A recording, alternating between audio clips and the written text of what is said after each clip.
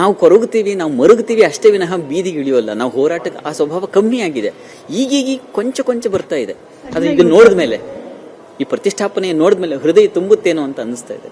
ಹೌದು, ಖಂಡಿತ. ಲೀಡರ್ ಮೇಲೂ ಹೋಗುತ್ತೆ. ಯೋಗಿಜಿ ಥರ, ಮೋದಿಜಿ ಥರ ಒಬ್ಬರು ಲೀಡರ್ ಸಿಕ್ಕಿದ್ದಾರೆ ನಮ್ಗೆ. ಅದು ತುಂಬ ಮುಖ್ಯ. ಅದನ್ನು ಘಂಟಾಘೋಷವಾಗಿ ಒಪ್ಕೋಬೇಕು ನಾವು. ಬರೀ ಅಪೀಸ್ಮೆಂಟ್ ಮಾಡಿಕೊಂಡು, ತುಷ್ಟೀಕರಣ ಮಾಡಿಕೊಂಡು, ಭೇದ ಮಾಡುವಂಥ ಅವರೇ ಇದ್ದರು.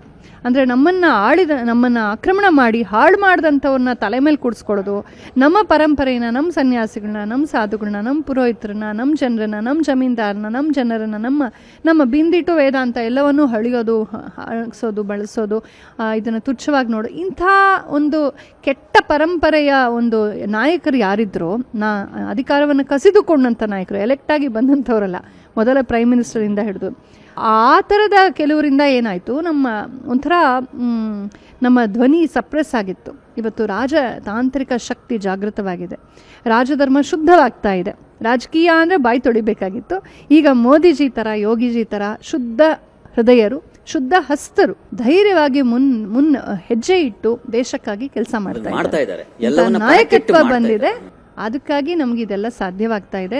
ಇಂಥವ್ರಿಗೆ ಕೊಡಬೇಕೇ ಹೊರತು ಓಟು ಮುಂದಿನ ನಮ್ಮ ಜನ ಫ್ರೀ ಬೀಸ್ಗಾಗಿ 2 ದಿನ ನಮ್ಮ ದುಡ್ಡನ್ನು ಇಲ್ಲಿ ಹೆಂಡದಂಗಡಿ ಮೂಲಕ ಕಿತ್ಕೊಂಡು ಇಲ್ಲಿ ಫ್ರೀ ಕೊಟ್ಟೆ ಅಂತ ತೋರಿಸಿ ಸಂಸಾರಗಳನ್ನು ಹಾಳು ಮಾಡುವಂಥ ಮತ್ತು ಬಾಂಬ್ ಹಾಕೋರಿಗೆ ತುಷ್ಟೀಕರಣ ಮಾಡುವಂಥ ನಾಯಕರಿಗಲ್ಲ.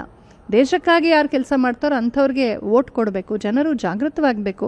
ಉತ್ತರವಾಗಿ ಇಲ್ಲಿಂದ ಬಹುಶಃ ಜಾಗೃತಿ ಬರಲಿ ಅಂತ ಭಾವಿಸ್ತೀನಿ. ಇಡೀ ಜಗತ್ತಿಗೆ ಶಾಂತಿಯನ್ನು, ಶಕ್ತಿಯನ್ನು, ಜ್ಞಾನವನ್ನು ಹಂಚುವಂಥ ವಿಶ್ವದ ಕೇಂದ್ರ ನಮ್ಮ ದೇಶ ಆಗಬೇಕು.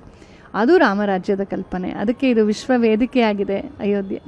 ತುಂಬ ಸಂತೋಷದ, ಧನ್ಯತೆಯ ಕ್ಷಣಗಳು ಇದು ಅಯೋಧ್ಯೆಯಲ್ಲಿ ನನಗೆ. ಈ ಸಂದರ್ಭದಲ್ಲಿ ರಾಮನ ಕುರಿತಾಗಿ ಒಂದು ಸ್ಮರಣೆ, ಗೀತಾ ಸ್ಮರಣೆ ಮಾಡಬಹುದಂತ, ರಾಮನನ್ನ ಹೃದಯದಲ್ಲಿ ತುಂಬಿಕೊಂಡು. ನಂಗೆ ತುಂಬ ಇಷ್ಟವಾದ ಹಾಡು. ಶ್ರೀರಾಮಚಂದ್ರ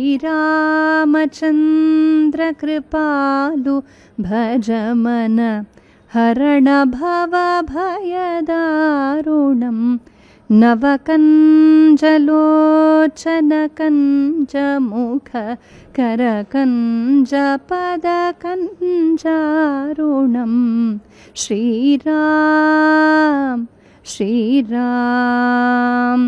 ಕಂದರ್ಪ ಅಗಣಿತ ಮಿತ ಛವಿ ನವನೀಲ ನೀರದ ಸುಂದರಂ ಪಟಪೀತಮಾನಹೋ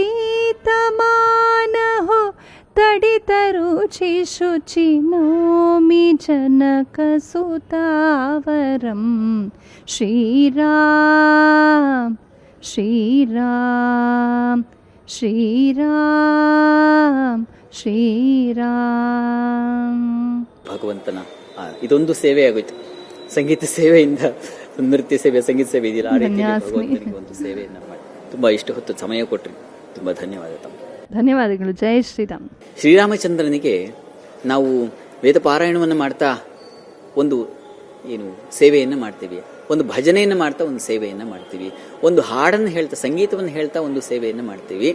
ಒಂದು ಚರ್ಚೆಯೂ ಕೂಡ, ಅವನ ಕುರಿತಾಗಿರ್ತಕ್ಕಂಥ ಒಂದು ಚರ್ಚೆಯೂ ಅವನಿಗೆ ಸಮರ್ಪಿಸಿದಂಥ ಒಂದು ಸೇವೆ ಅಂತ ನಾನಾದರೂ ಭಾವಿಸಿದ್ದೀನಿ.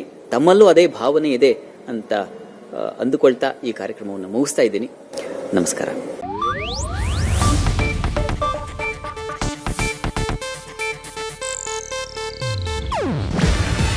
ಇದು ಏಷ್ಯಾನೆಟ್ ನ್ಯೂಸ್ ನೆಟ್ವರ್ಕ್ ಪ್ರಸ್ತುತಿ.